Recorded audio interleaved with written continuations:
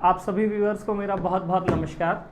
मैं आकाश अग्रवाल एक बार फिर से आप लोगों के सामने आया हूं और मैं पिछली वीडियो की सक्सेस का आप लोग को धन्यवाद करना चाहता हूं।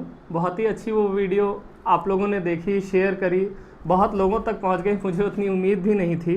तो उसके लिए हार्दिक आप लोग का अभिनंदन कि आपने उसको शेयर किया। बहुत लोगों ने मेरे को कॉल भी किया है, मैसेज भी किया है और अपने ढाढ़स भी मेरे को बंधाया है और सांत्वनाएं भी दी हैं। तो इन सब चीज़ के लिए मैं आपका आभारी हूँ। मैं एक बार फिर से दोस्तों उसी सीक्वल की वीडियो लेके आया हूँ, जैसा मैंने कहा था लास्ट टाइम भी कि मैं आपको डिटेल्स थोड़ी थोड़ी शेयर करता रहूँगा और अपना जो नज़रिया है वो मैं बताता रहूँगा। तो देखिए दोस्तों, असल में बात ये है कि हम किसी चीज़ के ख़िलाफ़ हैं तो हमें जस्टिफाई करना चाहिए कि ऐसा क्या गड़बड़ हुआ कि मैं उसके इतना ज़्यादा अगेंस्ट हूँ। तो मैं एक आपको डॉक्यूमेंट दिखाना चाहूँगा दोस्तों, जिसको लीगल टर्मिनोलॉजी में कुर्रा फाट कहते हैं या रंगभेदी नक्शा कहते हैं। जब एक बंटवारा होता है जो कि हम लोग का 116 के तहत हुआ है, तो उसमें एक मैप बनता है जिसमें कलर करते हैं और दिखाते हैं कि किसको कहाँ पे कौन सी लैंड एलोकेट हुई है। तो मैं उस नक्शे को आपको दिखाना चाहूँगा और उससे मैं ये जस्टिफाई कर पाऊँगा कि जो मैं अगेंस्ट हूँ वो मेरा अगेंस्ट होना बनता है, क्योंकि अल्टीमेटली वो जो डिस्ट्रीब्यूशन हुआ है वो फेयर नहीं है। एटलीस्ट हमारे पर्सपेक्टिव से फेयर नहीं है और काफ़ी ज़्यादा डिफरेंस है, जो कि आप लोग को स्ट्रेट अवे देख करके समझ में आ जाएगा।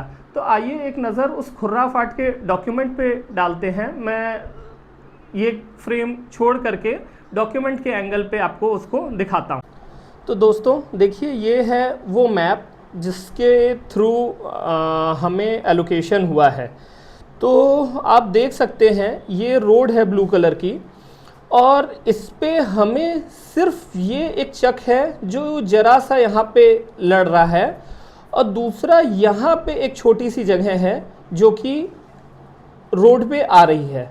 बाकी हमारा चक ये है और ये है, जो कि वो जो मेन रोड है जो कि शायद तो स्टेट हाईवे है उससे कहीं दूर है और शायद वो चक रोड होती हैं छोटी छोटी कच्ची पगडंडियाँ, उस पे है।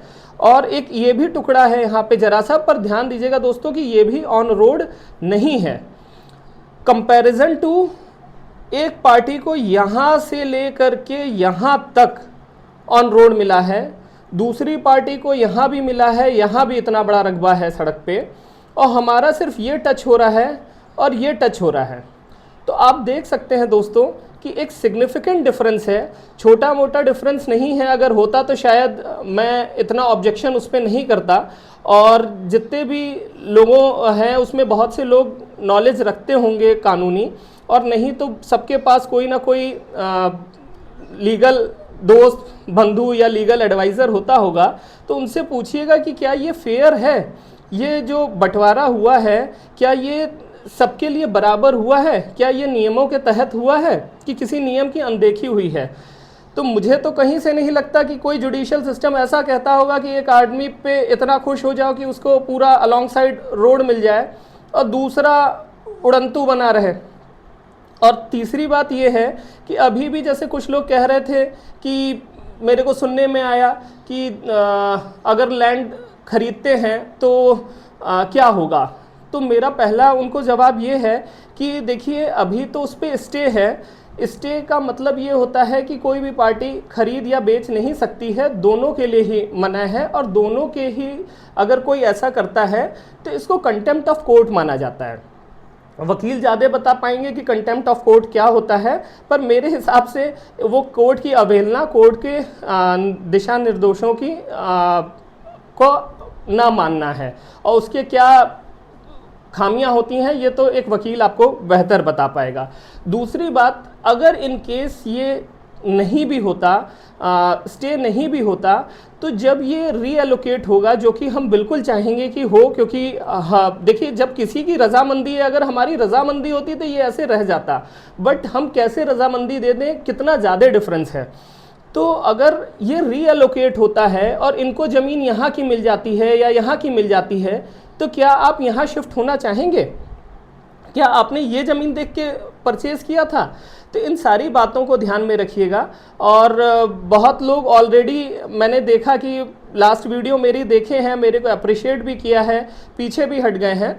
तो मैं चाहूँगा कि ये जब तक मैटर सलट नहीं जाता तब तक रिफ्रेन करें यहाँ पे कोई भी प्रॉपर्टी डीलिंग से। और जितनी भी चीज़ें हैं ये अदालत के तहत है, मैं कुछ भी अपने मन से नहीं कह रहा। ये डॉक्यूमेंट जो है ये भी अदालत का डॉक्यूमेंट है, ये मेरे हाथ से बनाया हुआ नहीं है, इवन ये पक्की नकल है, पर मैं दिखाना नहीं चाहता सारी डिटेल्स।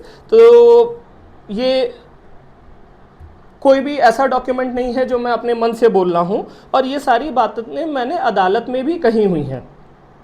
तो मुझे उम्मीद है कि आप इन सबको बातों को कंसिडर करेंगे और मेरा पर्सपेक्टिव भी समझ पाएंगे। तो साथियों, आपने खुर्राफाट देखा और मेरा पक्ष सुना होगा, तो आपको डेफिनेटली लग रहा होगा, आपके जो भी लॉयर्स हैं, मैं जैसे बता चुका हूँ वीडियो में, आप एक बार डिस्कस करेंगे तो वो बोलेंगे कि हाँ, इसको रिकंसिडर कोर्ट कर सकता है।